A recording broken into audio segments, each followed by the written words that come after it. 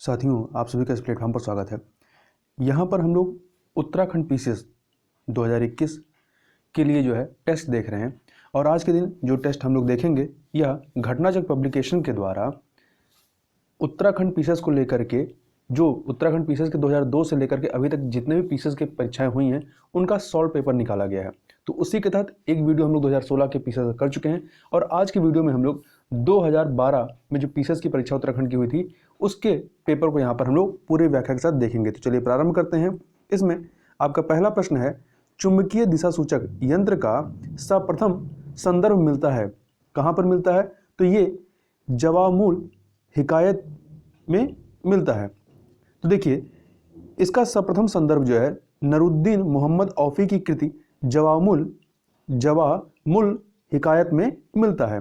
आगे चलते हैं। दिल्ली सल्तनत के पराभव के उपरांत किस शासक द्वारा स्वर्ण मुद्रा का सर्वप्रथम प्रचलन किया गया? तो हुमायूं के द्वारा किया गया था। देखिए दिल्ली सल्तनत के पराभव के उपरांत हुमायूं द्वारा सर्वप्रथम स्वर्ण सिक्का का प्रचलन किया गया था। हुमायूं के बाद शेरशाह द्वारा भी स्वर्ण मुद्रा जारी करने का उल्लेख प्राप्त है, परंतु यहाँ ध्यान दीजिएगा कि उत्तराखंड लोक सेवा आयोग ने उत्तर इसका अकबर माना था, जबकि होना क्या चाहिए? हुमायूं होना चाहिए। आगे चलते हैं। नीचे निम्नलिखित स्मारकों को उनके संबंधित शासक से सुमेलित करके नीचे दिए गए कोड से सही उत्तर का चयन करना है। तो देखिए दोहरा गुंबद, एक सेकंड, ये आपका सिकंदर लोदी से संबंधित है, 4 से मिला दीजिए। अष्टभुजा मकबरा जो है ये आपका शेरशाह से संबंधित है, ठीक। गोल गुंबद मोहम्मद आदिल शाह से संबंधित है, 2 से मिला दीजिए। सत्य मेहराबी मकबरा जो है ये बलबन से संबंधित है, 3 से मिला दीजिए। तो इस प्रकार से आपका 4132 सही हो जाएगा। यहाँ पे देखिए सुमेलित भी किया गया है, दोहरा गुंबद सिकंदर लोदी, अष्टभुजी मकबरा शेरशाह, सत्य मेहराबी मकबरा बलबन और गोल गुंबद मोहम्मद आदिल शाह। आगे चलते हैं अगले प्रश्न की तरफ। अगला प्रश्न है कि कौन सा स्मारक फतेहपुर सीकरी में नहीं है? तो देखिए इनमें से अकबरी महल जो है ये फतेहपुर सीकरी में नहीं बल्कि आपके आगरा के किले में है। तो इसके बारे में देखें, अकबर ने आगरा से 36 किलोमीटर दूर फतेहपुर सीकरी में 1568 से लेकर 69 ईस्वी में एक राजमहल शाह किले का निर्माण आरंभ किया। एक विशाल कृत्रिम झील से युक्त पहाड़ी पर बने इस किले में गुजरात और बंगाल शैलियों की कई इमारतें शामिल की गई थी। इनमें जोधाबाई महल, पंचमहल, मरियम महल जिसे स्वर्ण महल भी कहते हैं, दीवाने आम, दीवाने खास, बीरबल कोठी इत्यादि को निर्मित कराया गया, परंतु इसमें अकबरी महल नहीं है। अकबरी महल जो है आगरा के किले में स्थित है। आगे चलते हैं। महात्मा गांधी से संबद्ध निम्नलिखित आश्रमों में से कौन सबसे पुराना है? तो जो फिनिक्स दक्षिण अफ्रीका के डरबन में स्थित फिनिक्स आश्रम इनका था, जिसको इन्होंने वर्ष 1904 में स्थापित किया था, ये आपका सबसे पुराना है। आगे चलते हैं। ईस्ट इंडिया कंपनी द्वारा स्थापित उच्चतम न्यायालय के प्रथम मुख्य न्यायाधीश कौन थे? एलिजा इम्पे थे। देखिए रेगुलेटरी एक्ट 1773 के द्वारा सर्वप्रथम कलकत्ता में एक सर्वोच्च न्यायालय की स्थापना की गई। इसमें एक मुख्य न्यायाधीश तथा 3 अन्य न्यायाधीशों की व्यवस्था की गई और इसमें यह उच्चतम न्यायालय 1974 में गठित किया गया और एलिजा इम्पे इसके मुख्य न्यायाधीश तथा 3 जो अन्य न्यायाधीश थे उसमें चैम्बर्स, लिमेस्टर और हाइड शामिल थे। आगे चलते हैं अगले प्रश्न की तरफ। अगला प्रश्न है, नील दर्पण के लेखक कौन थे? तो दीनबंधु मित्र जो है नील दर्पण के राइटर थे और ये नील विद्रोह पर आधारित रहा है। आगे चलते हैं अगले प्रश्न की तरफ। अजीमुल्ला खां सलाहकार थे किसके? तो ये नाना साहब के सलाहकार थे। ए ऑप्शन आपका सही हो जाएगा। सत्यशोधक समाज की स्थापना किसने की थी? ज्योतिबा फूले के द्वारा सत्यशोधक समाज की स्थापना जो है 1873 में की गई थी। आगे चलते हैं अगले प्रश्न की तरफ। अगला प्रश्न है आपका, एक सेकंड, मुजफ्फर अहमद, MS.A. डांगे, शौकत उस्मानी तथा नलिनी गुप्ता किस षड्यंत्र के लिए कैद किए गए थे? तो ये कानपुर बोल्शेविक षड्यंत्र कांड के लिए कैद किए गए थे और ये षड्यंत्र कांड कब होता है? 1924 में हुआ था, ठीक है। आगे चलते हैं। उत्तराखंड में सबसे लंबा हिमनद कौन सा है? गंगोत्री हिमनद सबसे लंबा है और ये आपका उत्तरकाशी में स्थित है। कहां पर है? उत्तरकाशी में स्थित है। कुछ अन्य जो हिमनद है उनको भी देख लीजिए। पोंटिंग पिथौरागढ़ में, नीलम पिथौरागढ़ में, नामिक पिथौरागढ़, कफनी बागेश्वर, सुंदर डूंगा बागेश्वर और पिंडारी ये भी बागेश्वर में। आगे देखते हैं। वर्ष 2011 की जनगणना के अनुसार उत्तराखंड में निम्नलिखित में किस जनपद में जनसंख्या वृद्धि दर ऋणात्मक रही है? तो अल्मोड़ा में जो है जनसंख्या वृद्धि दर ऋणात्मक थी। कितना थी? -1.64 थी। इसके अतिरिक्त गढ़वाल जिले की भी जनसंख्या वृद्धि दर ऋणात्मक थी, -1.41%। आगे चलते हैं अगले प्रश्न की तरफ। अगला प्रश्न है, उत्तराखंड में दून किसे कहते हैं? तो दून जो है संरचनात्मक घाटियों को कहते हैं। देखिए हिमालय और शिवालिक पर्वत श्रृंखला के बीच लंबी घाटियों को दून कहा जाता है। यह संरचनात्मक मूल की घाटियां हैं। यह घाटियां हिमालय तथा शिवालिक के ऊपरी भाग के कटाव के कारण पत्थर तथा बजरी से ढकी रहती हैं। गोविंद घाट किन नदियों के संगम पर स्थित है? तो यह आपका अलकनंदा एवं लचुड़ा गंगा म्यूमडार घाट के संगम पर स्थित है। तो ये गोविंद घाट जो है उत्तराखंड के चमोली जिले में अलकनंदा तथा लक्ष्मण गंगा नदियों के संगम पर स्थित है। गोविंद घाट हेमकुंड साहिब तथा फूलों की घाटी की ओर जाने का, ये जो गोविंद घाटी है हेमकुंड साहिब तथा फूलों की घाटी की ओर जाने का प्रारंभिक बिंदु है। निम्न में से कौन सा उत्तराखंड का एक जैव आरक्षित क्षेत्र है? तो आपका नंदा देवी है। ठीक है, नंदा देवी राष्ट्रीय उद्यान की स्थापना 1982 में हुई थी। आगे चलते हैं, महासागरीय निदल का सबसे विस्तृत भाग कौन सा होता है? गहरे सागरीय मैदान होते हैं जो कि लगभग 3000 से लेकर 6000 मीटर तक पाई जाती हैं। आगे चलते हैं, ग्रेनाडा अवस्थित है कहां पर? ग्रेनाडा जो है आपका कैरेबियन सागर में अवस्थित है। इसके बारे में देखते हैं ग्रेनाडा के बारे में। तो ग्रेनाडा जो है दक्षिण पूर्व कैरेबियन सागर में स्थित एक द्वीपीय देश है। ग्रेनाडा देश में 3 द्वीप शामिल हैं। कौन कौन से? ग्रेनाडा, कैरिको और पेटिट मार्टिनिक, जो विंडवर्ड द्वीप समूह के दक्षिणी छोर का निर्माण करते हैं। ग्रेनाडा को मसाला द्वीप, स्पाइस आइसलैंड के नाम से भी जानते हैं। आगे चलते हैं, ग्रीनविच से दोपहर 12 बजे एक तार भेजा गया। तार संप्रेषित करने में 12 मिनट का समय लगा। वह एक नगर में 6 बजे शाम को पहुंचा। नगर का देशांतर कितना होगा? तो ये 87 डिग्री पूर्वी होगा। कैसे होगा इसको देख लेते हैं यहाँ पर व्याख्या में। देखिए, पृथ्वी अपनी धुरी पर पश्चिम से पूर्व की ओर घूमती है। पश्चिम से पूर्व की ओर घूमती है। लगभग 24 घंटे में पृथ्वी अपने अक्ष पर क्या करेगी? एक चक्कर पूरा करेगी। और एक गोला कितने का होता है? 360 डिग्री का होता है। मतलब 24 घंटे में 360 घूमेगी। तो एक घंटे में कितना घूमेगी? 15 डिग्री घूमेगी। या 1 डिग्री कितने मिनट में घूमेगी? 4 मिनट में। चूंकि ग्रीनविच मतलब 0 डिग्री से दोपहर 12 बजे तार को भेजा गया और नगर में 6 बजे पहुंचता है और 12 मिनट तार के संप्रेषण में भी टाइम लगा। तो जो ये ड्यूरेशन उसमें से 12 मिनट घटा दीजिए, तो कुल जो समय लगता है 6 घंटे में से 12 मिनट घटा दीजिए, तो कुल 360 मिनट में से 12 मिनट घटाएंगे 348 मिनट हो गया। ठीक है, चूंकि 60 मिनट या 1 घंटे में कितना डिग्री चलता है? 15 डिग्री चलता है। तो 348 मिनट में कितने डिग्री चलेगा? 87 डिग्री चलेगा पूर्व की तरफ। आगे चलते हैं, निम्नलिखित में से कौन ब्रिक्स का सदस्य नहीं है? तो सऊदी अरब जो है ब्रिक्स में शामिल नहीं है। आगे चलते हैं अगले प्रश्न की तरफ, निम्नलिखित में से कौन सा समूह से संबंधित नहीं है? तो देखिए, आपका नीच जो है ये समूह से संबंधित नहीं है। क्यों? क्योंकि जो अन्य है बालुका पत्थर, चूना पत्थर और सेल, ये अवसादी चट्टान है, जबकि नीस एक कायांतरित चट्टान है। सामान्यतः नीस का निर्माण ग्रेनाइट या डायोराइट के रूपांतरण से होता है। इसके अलावा ग्रेबो अथवा सेल से भी इसका निर्माण किया जा सकता है। आगे चलते हैं अगले प्रश्न की तरफ। अगला प्रश्न है, वर्ष 2011 की जनगणना के अनुसार सर्वाधिक साक्षरता दर वाला राज्य कौन सा है? तो मिजोरम है। देखिए, 2011 की जनगणना के अनुसार सर्वाधिक साक्षरता दर वाला राज्य केरल था। इसके बाद लक्षद्वीप, फिर मिजोरम है। आगे चलते हैं, निम्नलिखित में से कौन सुमेलित नहीं है? सिमलीपाल जैवमंडल आरक्षित उड़ीसा में है, नोकरेक मेघालय में, अगस्थमालाई केरल में, कंचनजंगा जो हिमाचल प्रदेश में नहीं बल्कि सिक्किम में है। आगे चलते हैं, अगला है, यहाँ पे 2 सूचियां हैं, इन्हें सुमेलित करना है। इन 2 सूचियों को हमें सुमेलित करना है। एक सेकेंड। तो देखिए, इसमें आपका उर्वरक के लिए आपका श्रीगंगानगर है। उर्वरक के लिए श्रीगंगानगर 4 से मिला दीजिए, और कांच के लिए आपका जयपुर है 3 से मिला दीजिए। सीमेंट के लिए उदयपुर है 2 से मिला दीजिए। कृत्रिम रेशम के लिए कोटा है 1 से मिला दीजिए। इस प्रकार से आपका ऑप्शन जो है वो 4, 3, 2, 1 अर्थात ए ऑप्शन जो है सही हो जाएगा। आगे चलते हैं अगले प्रश्न की तरफ। अगला प्रश्न है आपका, एक सेकेंड, निम्नलिखित में से कौन सी नदी सरदार सरोवर परियोजना से संबंधित है? तो देखिए, नर्मदा नदी जो है ये सरदार सरोवर परियोजना से संबंधित है। और इस परियोजना से लाभान्वित होने वाले राज्य कौन से? गुजरात, राजस्थान, महाराष्ट्र और मध्य प्रदेश। आगे देखते हैं, भारत के रेखा मानचित्र पर ए, बी, सी तथा डी का 4 कोयला क्षेत्रों को प्रदर्शित किया गया। इनमें से किस एक को मानचित्र में सही नहीं दिखाया गया है? देखिए, जो डी वाला है कर्णपुरा जो है आपका झारखंड में, जबकि यहाँ पे झारखंड नहीं होगा। ठीक है, जबकि अन्य ए सतपुड़ा है, ये सोनघाटी है, और ये आपका सी कोरबा है। तो डी वाला कर्णपुरा जो है ये सही नहीं दिखाया गया, ये झारखंड में स्थित है। आगे चलते हैं, निम्नलिखित समूह में से कौन सा पूर्व से पश्चिम की ओर पर्वत शिखरों का सही क्रम कौन सा है? तो देखिए, सबसे पूर्व में कंचनजंगा, फिर एवरेस्ट, अन्नपूर्णा और सबसे पश्चिम में धौलागिरी है। तो इस प्रकार से ये क्रम है। आगे चलते हैं क्वेश्चन नंबर 27 पे। निम्नलिखित में से कौन सा भारत के राज्यों का उनके क्षेत्रफल के आरोही क्रम में सही क्रम है? मतलब बड़े से छोटे की तरफ। तो देखिए, छत्तीसगढ़ झारखंड, हिमाचल प्रदेश, उत्तराखंड। सी ऑप्शन सही हो जाएगा। आगे चलते हैं, निम्नलिखित में से कौन सी नदी गंगा नदी में बाएं से नहीं मिलती है? तो सोन नदी जो है ये दक्षिणी किनारे से मिलती है, ना कि बाएं से, जबकि अन्य गोमती, कोसी, घाघरा ये बाएं से मिलती हैं। आगे चलते हैं, यहाँ पे दो सूचियां दी गई हैं, इन्हें हमें सुमेलित करना है। समुद्री बंदरगाह और राज्य। अलेप्पी जो समुद्री बंदरगाह है ये आपका कहाँ पे है? केरला में, 3 से मिला दीजिए। इन्नौर जो है, इन्नौर तमिलनाडु में है।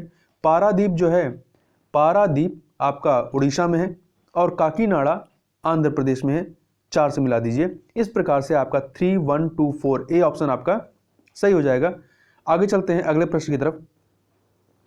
अगला प्रश्न है, भारत के दक्कन के पठार पर बेसाल्ट निर्मित लावा शैलों का निर्माण हुआ है किस समय? क्रिटेशियस युग में। कब हुआ है? तो क्रिटेशियस युग में हुआ है। देखिए, कार्बोनिफेरस युग के दौरान दामोदर, सोन, महानदी और गोदावरी बेसिन में कोयले का निर्माण हुआ, जबकि क्रिटेशियस युग के दौरान अत्यधिक ज्वालामुखी उद्गार से दक्कन ट्रैप का निर्माण हुआ। इसी काल में दक्कन के पठार पर बेसाल्ट निर्मित लावा शैलों का निर्माण हुआ और दक्कन ट्रैप का निर्माण जो है वो क्रिटेशियस काल के अंतिम चरण में प्रारंभ होता है। आगे चलते हैं, 1946 में स्थापित संयुक्त राष्ट्र मानवाधिकार आयोग के सदस्य के रूप में सम्मिलित प्रथम भारतीय कौन थी? तो श्रीमती हंसा मेहता थी। ठीक है, और ये जो है 1946 संयुक्त राष्ट्र मानवाधिकार आयोग में महिलाओं की स्थिति पर परमाणु उप समिति में भारत का प्रतिनिधित्व किया, या 1947-48 में संयुक्त राष्ट्र मानवाधिकार आयोग में भारतीय प्रतिनिधि थी। स्टार्ट 1 और स्टार्ट 2 संधियां हस्ताक्षरित की गई किसके मध्य में? अमेरिका व सोवियत संघ के मध्य में। स्टार्ट का फुल फॉर्म है स्ट्रेटेजिक आर्म्स रिडक्शन ट्रीटी। ये आपका पहला जो है स्टार्ट 1 आपका 1991 में हुआ, जुलाई 1991 में, और स्टार्ट 2 जो है जनवरी 1993 में हुआ था।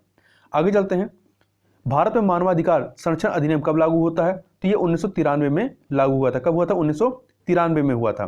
देखिए, 28 सितंबर 1993 को अनुच्छेद 123 के तहत राष्ट्रपति ने मानवाधिकार संरक्षण अध्यादेश जारी किया था। इसे मानवाधिकार संरक्षण अधिनियम 1993 से प्रस्तावित किया गया। उल्लेखनीय है कि यद्यपि यह अधिनियम राष्ट्रपति की स्वीकृति के बाद 8 जनवरी 1994 को अधिसूचित किया गया, तथा इसे तत्संबंधी अध्यादेश जारी होने की तिथि 28 सितंबर 1993 से प्रभावी किया गया। अंतर्राष्ट्रीय मुद्रा कोष की स्थापना किस समझौते के अंतर्गत होती है? ब्रेटन वुड्स समझौते के तहत हुई थी। अंतर्राष्ट्रीय मुद्रा कोष और IBRD, जिसे वर्ल्ड बैंक के नाम से जानते हैं, इसकी स्थापना 1944 में हुई थी। आगे चलते हैं, दक्षिण एशियाई क्षेत्रीय संगठन सहयोग संगठन सार्क की स्थापना कब होती है? 1985 में हुई थी, 8 दिसंबर 1985 में। इसका पूरा नाम है इंग्लिश में the South Asian Association for Regional Corporation, SAARC, या हिंदी में कहें दक्षिण एशियाई क्षेत्रीय सहयोग संगठन। इसमें कुल 7 सदस्य देश थे। वर्तमान में जो है 8 सदस्य देश हैं अफगानिस्तान को लेकर के। कौन कौन से हैं? बांग्लादेश, भूटान, भारत, मालदीव, नेपाल, पाकिस्तान, श्रीलंका और अफगानिस्तान। आगे चलते हैं, राज्य विधानसभा निम्नलिखित में से किन के निर्वाचन में भाग लेती है? तो राज्य विधानसभा के सदस्य भारत के राष्ट्रपति के निर्वाचन में, इसके अतिरिक्त राज्यसभा के सदस्यों के निर्वाचन में और राज्य विधान परिषद के सदस्यों के निर्वाचन में पार्टिसिपेट करते हैं। तो बी ऑप्शन सही हो जाएगा। भारत के उपराष्ट्रपति के निर्वाचन में लोकसभा और राज्यसभा के सदस्य पार्टिसिपेट करते हैं, ना कि राज्य विधानसभा के। आगे चलते हैं,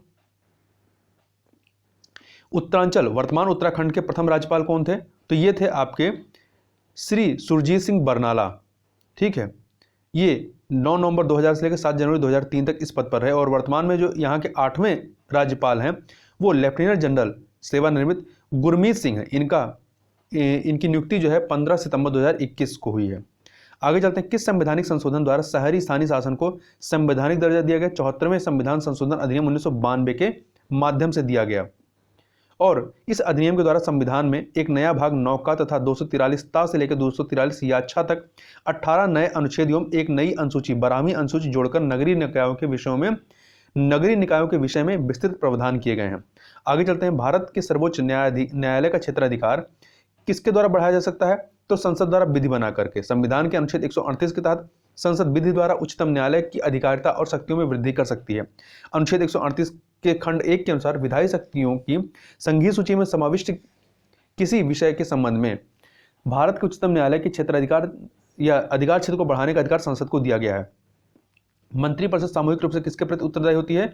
लोकसभा के प्रति यह उत्तरदायी होती है, आर्टिकल 75(3) के अनुसार।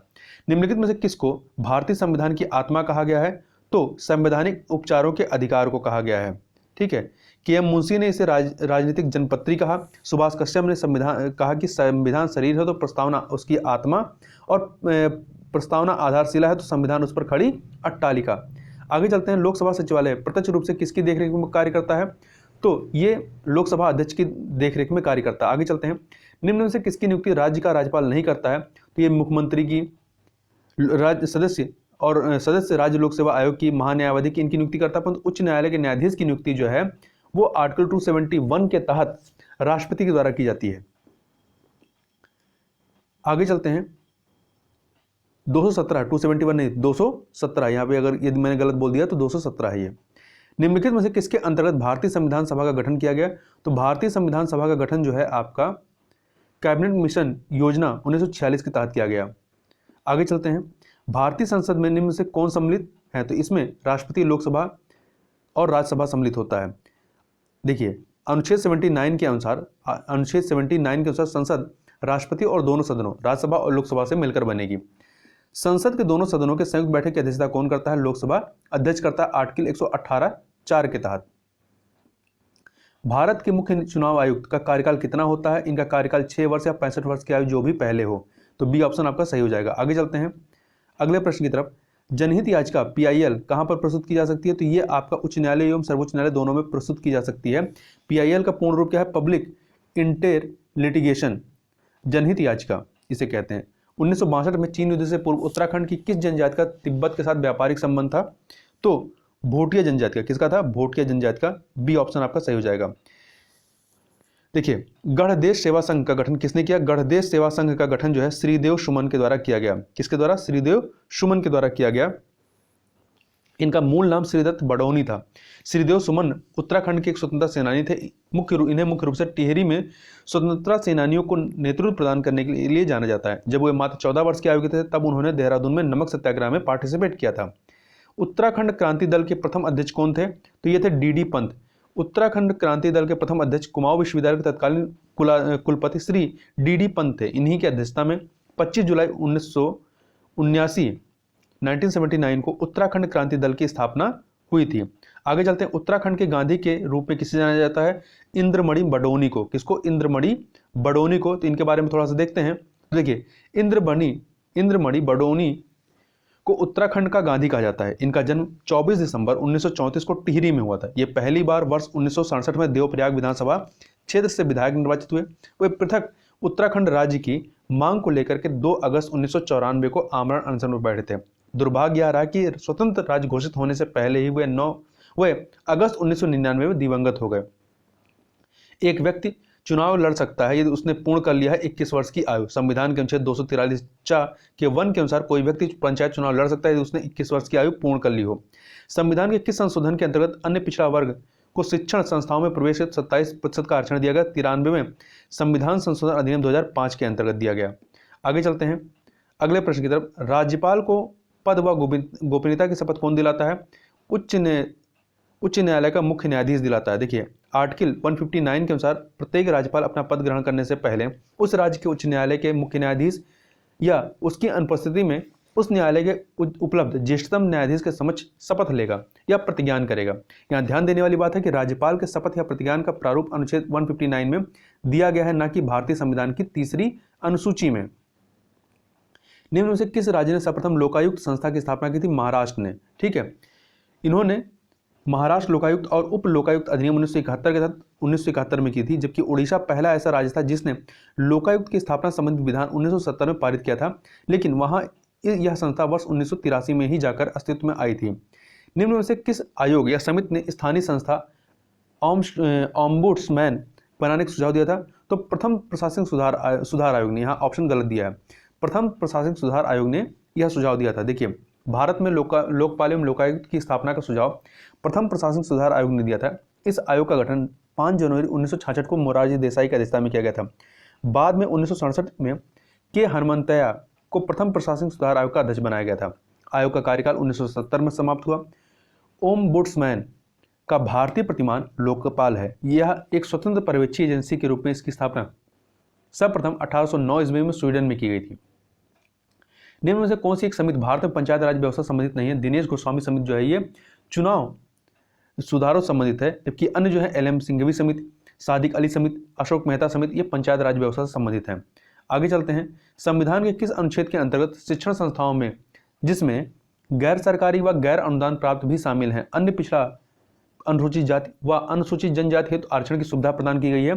तो अनुच्छेद 15(5) के तहत प्रदान की गई है। बी ऑप्शन आपका सही हो जाएगा। क्वेश्चन नंबर 60 देखते हैं। 86वें संविधान संशोधन द्वारा प्रस्तावित शिक्षा का अधिकार किस वर्ष से लागू किया गया? तो ये आपका 2010 से लागू किया गया। देखिए 86वें संविधान संशोधन अधिनियम 2002 के द्वारा प्रस्तावित शिक्षा का अधिकार 1 अप्रैल 2010 से लागू किया गया। इस संविधान संशोधन द्वारा भारतीय संविधान में मौलिक अधिकारों के तहत अनुच्छेद 21 के बाद अनुच्छेद 21A जोड़कर 6 से 14 वर्ष आयु वर्ग के सभी बच्चों के लिए निःशुल्क एवं अनिवार्य शिक्षा के अधिकार का प्रावधान किया गया। इस अधिनियम को 12 दिसंबर 2002 को राष्ट्रपति की अनुमति मिली और इसे इसी दिन केंद्र सरकार के गजट में अधिसूचित किया गया था। लेकिन इसमें प्रस्तावित शिक्षा के अधिकार को वर्ष 2009 में संसद द्वारा अधिनियमित किया गया। निःशुल्क और अनिवार्य शिक्षा का बच्चों का अधिकार अधिनियम के साथ 1 अप्रैल 2010 से लागू किया गया। निम्नलिखित में से कौन सा ताल उत्तराखंड के राष्ट्रीय ताल के नाम से जाना जाता है? रूपकुंड।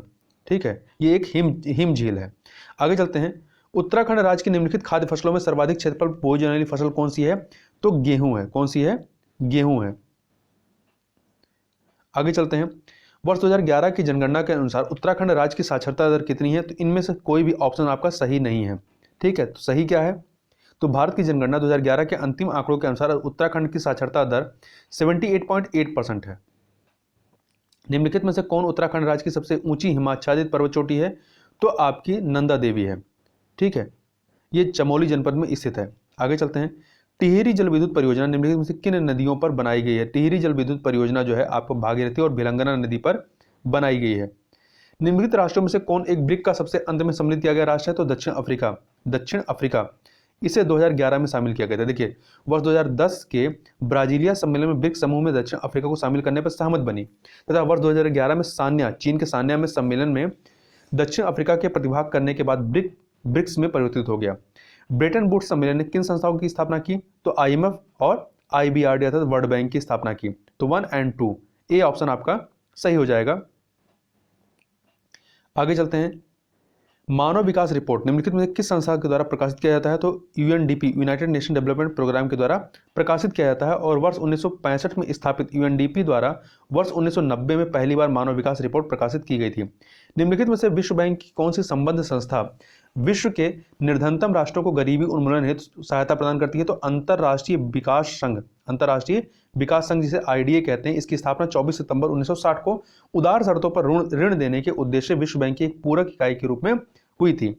आगे चलते हैं, जब विनिमय दर $1 से $1 जो है वो 60 रुपए के बराबर था, इससे परिवर्तित होकर $1.58 रुपए हो जाता है, तो इसका अभिप्राय क्या है कि रुपया अधिमूल्यित हो गया है और डॉलर का मूल्य घट गया है। तो 1 और 2 सही होगा, ए ऑप्शन। आगे चलते हैं, क्वेश्चन नंबर 71, माल्थस के जनसंख्या सिद्धांत के अनुसार जनसंख्या में वृद्धि होती है किस प्रकार से? ज्यामितीय क्रम में। देखिए माल्थस ने अपने जनसंख्या सिद्धांत में यह प्रतिपादित किया कि उत्पादन अंकगणितीय क्रम में बढ़ता है जबकि जनसंख्या ज्यामितीय क्रम में बढ़ती है। आगे चलते हैं, फिलिप्स वक्र किनके मध्य संबंध को व्यक्त करता है? तो ये जो है मुद्रास्फीति और बेरोजगारी के मध्य के संबंध को व्यक्त करता है और ये यूनिवर्सल रेसिप्रोकल संबंध को रिप्रेजेंट करता है।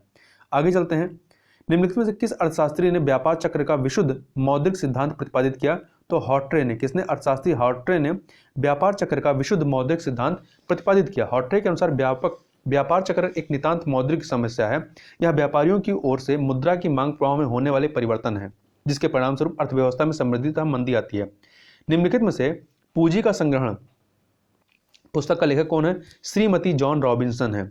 ए ऑप्शन आपका सही हो जाएगा। क्वेश्चन नंबर 75 पे चलते हैं, निम्नलिखित में से किस अर्थशास्त्री ने 1929-30 की महान मंदी को सुधारने के लिए राजकोषीय नीति के उपाय का उपयोग किया? तो प्रोफेसर कीन्स ने यह प्रतिपादित किया कि अवसाद अर्थात डिप्रेशन से किसी अर्थव्यवस्था को बाहर निकालने के लिए आवश्यक है कि सरकार राजकोषीय नीति का सहारा ले तथा सार्वजनिक व्यय में वृद्धि लाए। वर्ष 1936 में कीन्स ने अपनी प्रसिद्ध पुस्तक general theory of employment, interest and money इसी पर प्रकाशित की थी। भारत में वित्तीय क्षेत्रों में सुधार समिति 2008 के अध्यक्ष कौन थे? तो ये रघुराम राजन थे। कमेटी को वित्तीय क्षेत्र सुधार की अगली पीढ़ी next generation of financial sector reforms के संबंध में सुझाव देना था। वर्ष 2011 की जनगणना के अनुसार भारत में लिंग अनुपात प्रति 1000 पुरुषों के पीछे स्त्रियों की संख्या कितनी है? 943 है। ये आपका अनंतिम आंकड़ों के अनुसार 940 परंतु अंतिम आंकड़ों के अनुसार 943 है, 943। नियोजित विकास भारत मॉडल को भारतवर्ष में कब लागू किया गया? तो 1 अप्रैल 1951 से। स्वतंत्रता के बाद भारत में आर्थिक नियोजन का रास्ता चुना गया, जिसके लिए वर्ष 1950 में मंत्रिमंडल के एक प्रस्ताव के अनुसार योजना आयोग का गठन 1950 में किया गया। 1 अप्रैल 1951 से भारत में नियोजित विकास मॉडल की शुरुआत हुई, जिसे पहली पंचवर्षीय योजना का प्रारंभ माना जाता है। निम्नलिखित में से राष्ट्रीय विकास समिति का अध्यक्ष कौन होता है? तो भारत के प्रधानमंत्री इसके अध्यक्ष होते हैं। 6 अगस्त 1952 को राष्ट्रीय विकास परिषद या नेशनल डेवलपमेंट काउंसिल की स्थापना की गई थी। राष्ट्रीय विकास परिषद एक संविधानेतर निकाय है जिसका अध्यक्ष प्रधानमंत्री होता है।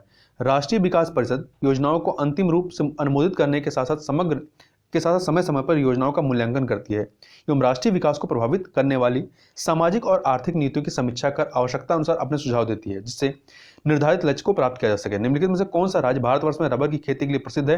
तो केरला जो है प्रसिद्ध है। देखिए, भारत जो है भारतीय रबर बोर्ड के अनुसार वर्ष 2018 में वैश्विक प्राकृतिक रबर के उत्पादन में भारत का स्थान छठा था और उपभोग में दूसरा था। निम्नलिखित में से कौन एक राजकोषीय नीति का भाग है? तो कर नीति जो है राजकोषीय नीति का भाग। देखिए, करारोपण, सार्वजनिक व्यय तथा सार्वजनिक ऋण। सार्वजनिक ऋण क्या होता है? सरकार द्वारा जनता से लिया जाने वाला ऋण, ये सार्वजनिक ऋण होता है। तो करारोपण, सार्वजनिक व्यय तथा सार्वजनिक ऋण राजकोषीय नीति के 3 महत्वपूर्ण अस्त्र हैं या इंस्ट्रूमेंट हैं। अन्य शब्दों में सार्वजनिक व्यय, करारोपण, सार्वजनिक ऋण तथा हीनार्थ प्रबंधन संबंधित नीति को ही राजकोषीय नीति कहते हैं। नरेगा को मनरेगा नाम कब दिया गया? 2 अक्टूबर 2009 को दिया गया था। ठीक है, और नरेगा प्रारंभ कब होता है? 2 फरवरी 2006 से इस योजना को प्रारंभ किया गया था। और इस संबंधित जो अधिनियम था वह राष्ट्रीय ग्रामीण रोजगार गारंटी योजना अधिनियम 2005 था। आगे चलते हैं अगले प्रश्न की तरफ। एक सेकेंड। भारतीय रुपए को मार्च 1994 में निम्नलिखित में से किस खाते में परिवर्तनीय बनाया गया था? तो चालू खाते में। आगे चलते हैं। भारत सरकार द्वारा बीमा नियामक एवं विकास प्राधिकरण की स्थापना, इरडा की स्थापना कब की गई? अप्रैल 2000 में की गई थी। मल्होत्रा समिति की रिपोर्ट जो कि 7 जनवरी 1994 को आती है कि प्रमुख सिफारिश के अनुसार इरडा अधिनियम 1999 पारित किया गया। रिपोर्ट में बीमा क्षेत्र के लिए एक स्वतंत्र नियामक प्राधिकरण की स्थापना की सिफारिश की गई थी। अप्रैल 2000 में इरडा अर्थात बीमा विनियामक एवं विकास प्राधिकरण एक सांविधिक, ध्यान रखिएगा संवैधानिक नहीं, सांविधिक निकाय के रूप में सामने आया। आगे चलते हैं। निम्नलिखित में से कौन सा एक भारतीय रिजर्व बैंक का कार्य नहीं है? देखिए, करेंसी का नियमन है, शाख का नियमन है, देश की विदेशी विनिमय कोषों की रखवाली और प्रबंधन, परंतु विदेशी व्यापार का नियमन जो है इसका कार्य नहीं बल्कि वाणिज्य मंत्रालय का कार्य है। किसका है? वाणिज्य मंत्रालय का। साइबर लॉ की शब्दावली में डॉस का अर्थ क्या है? डॉस का अर्थ है डिनाइल ऑफ सर्विस है। आगे चलते हैं। मल्टीमीडिया में सम्मिलित हो सकता है, क्या हो सकता है? ग्राफिक्स, एनिमेशन, वीडियो, म्यूजिक और आवाज। आगे चलते हैं। एक निश्चित पते पर किसी यूजर द्वारा बार बार एक ही ईमेल संदेश भेजना क्या कहलाता है? इसे ईमेल बॉम्बिंग कहते हैं। क्या कहते हैं? ईमेल बॉम्बिंग कहते हैं। जबकि ईमेल स्पैमिंग के अंतर्गत क्या होता है? एक ही ईमेल संदेश को सैकड़ों या हजारों प्रयोक्ताओं को भेजा जाता है। एक प्रोग्राम जिसमें अन्य प्रोग्रामों को संक्रमित करने की योग्यता होती है तथा जो अपनी ही प्रतिबंध स्वयं बना करके दूसरे प्रोग्रामों को फैला सकता है, वह क्या कहलाता है? वह वायरस कहलाता है। बी ऑप्शन आपका सही हो जाएगा। कंप्यूटर में एक ही समय पर एक से अधिक माध्यमों के प्रयोग का तरीका क्या कहलाता है? मल्टीमीडिया कहलाता है। आगे चलते हैं अगले प्रश्न की तरफ। अगला प्रश्न है, एक सेकंड। एक कार्बन क्रेडिट समतुल्य होता है कितने के? 1 टन कार्बन डाइऑक्साइड के। तो 1 टन को किलोग्राम में व्यक्त करेंगे तो 1000 किलोग्राम कार्बन डाइऑक्साइड। तो सी ऑप्शन सही जगह। ध्यान रखिएगा, एक कार्बन क्रेडिट 1 टन या 1000 किलोग्राम कार्बन डाइऑक्साइड या उसके समतुल्य गैसों के बराबर होती है। जून 2013 की केदार घाटी की आपदा, जिस नदी के जलागम क्षेत्र में भीषण वर्षा के कारण हुई थी, वह नदी कौन सी थी? मंदाकिनी नदी। केदारनाथ में मंदाकिनी नदी है। आगे चलते हैं। भोपाल गैस त्रासदी निम्नलिखित में किसके रिसाव कारण होती है? तो ये आपका मिथाइल आइसोसाइनेट के रिसाव, जिसका फार्मूला क्या है? C2H3NO के कारण होती है। आगे चलते हैं। मिनीमाता व्याधि का मुख्य कारण क्या है? पारद विषाक्तता। मिनीमाता रोग शरीर में पारा अर्थात Hg की अधिकता के कारण होती है। प्रारंभ में यह जापान की मिनीमाता की खाड़ी में पारा समन्वित मछलियां खाने से हुई थी, इसलिए इसे मिनीमाता व्याधि की संज्ञा दी गई थी। इस रोग के कारण शरीर के अंग जैसे ओंठ तथा जीभ काम करना बंद कर देते हैं। साथ ही बहरापन, आंखों को धुंधलापन तथा मानसिक असंतुलन भी पैदा होता है। आगे चलते हैं क्वेश्चन नंबर 95 पे, किसी निश्चित श्रेणी में प्राणियों की संख्या की सीमा जिसे पर्यावरण समर्थन कर सकती है क्या कहलाती है? क्या वहन क्षमता कहलाती है, कैरिंग कैपेसिटी कहलाती है। नैनो कण का आकार निम्नलिखित में किसके बीच होता है? तो ये 1 नैनोमीटर से लेकर 100 नैनोमीटर तक होता है। जैव विविधता में परिवर्तन होता है भूमध्य रेखा की तरफ, ये बढ़ती है। जैव विविधता में परिवर्तन जो है ये भूमध्य रेखा की ओर बढ़ती है, जबकि ध्रुवों की ओर घटेगी।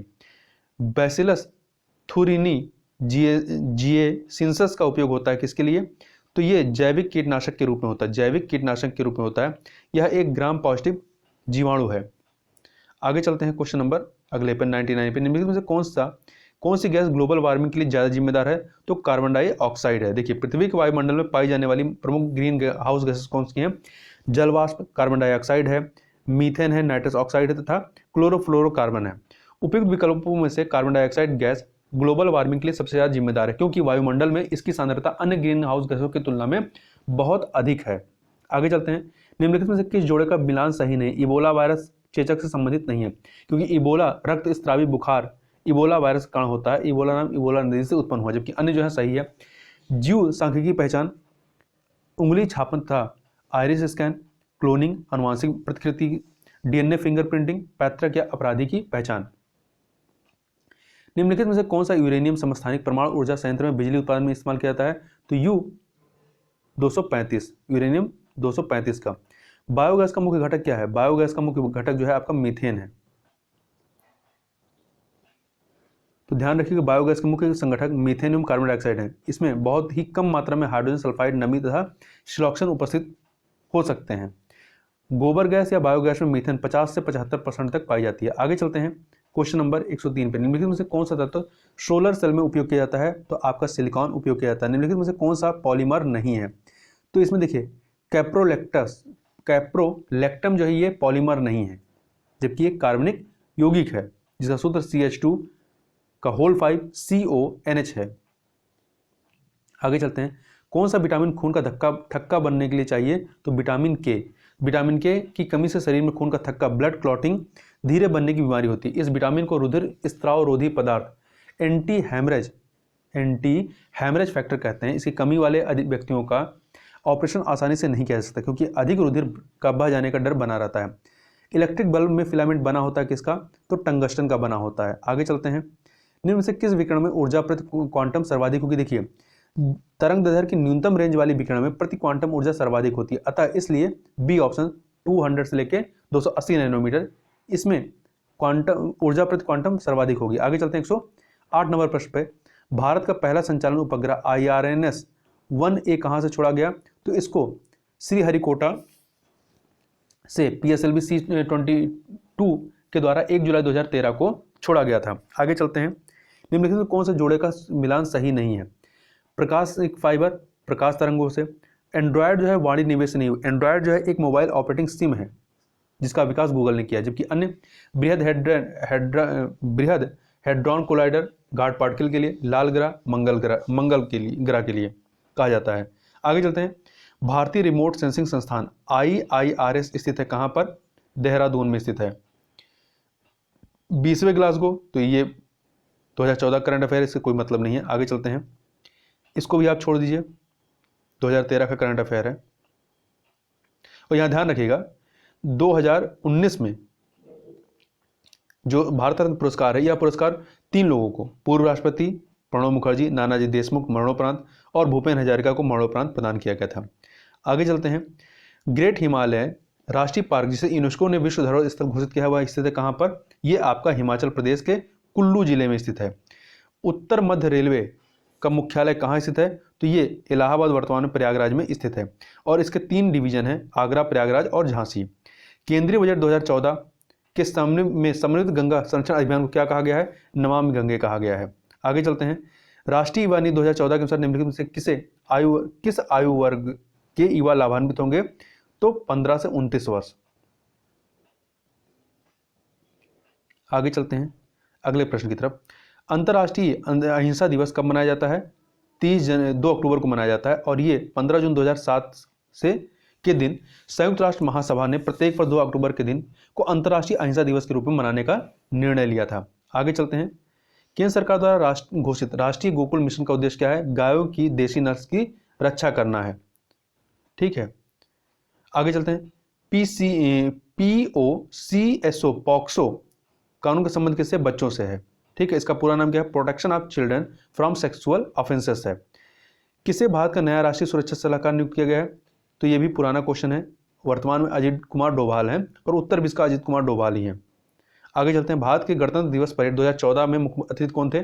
तो ये उस समय शिंजो अबे थे, परंतु वर्तमान में जो 2020 में जो आपका 26 जनवरी 2020 को 71वें गणतंत्र दिवस समारोह पर जो मुख्य अतिथि कौन थे? ब्राजील के राष्ट्रपति जेयर बोल्सोनारो रहे थे। ठीक है, जबकि 2021 में जो है कोई भी मुख्य अतिथि नहीं था। क्यों? क्योंकि कोविड-19 की वजह से। निम्नलिखित में किसने सीरिया के राष्ट्रपति का चुनाव 2014 में तीसरी बार जीता? तो उस समय भी बशर अल असद जीते थे। चौथी बार जो है फिर से बशर अल असद ही जीते हैं। आगे चलते हैं। केंद्र की नई सरकार ने हाल ही में मराकेश संधि की पुष्टि की। इस संधि का उद्देश्य क्या है? दृष्टिबाधित एवं मुद्रण आयोग लोगों की प्रकाशित रचनाओं तक पहुंच को प्रोत्साहन देना, सी ऑप्शन। और इसकी पुष्टि 30 जून 2014 को की गई थी। और ये ध्यान रखिएगा, इसके बाद इस संधि की पुष्टि करने वाला भारत पहला देश बन गया था। निम्नलिखित में से किस फिल्म ने कान फिल्म महोत्सव 2014, इसे छोड़ दीजिए। आगे चलते हैं।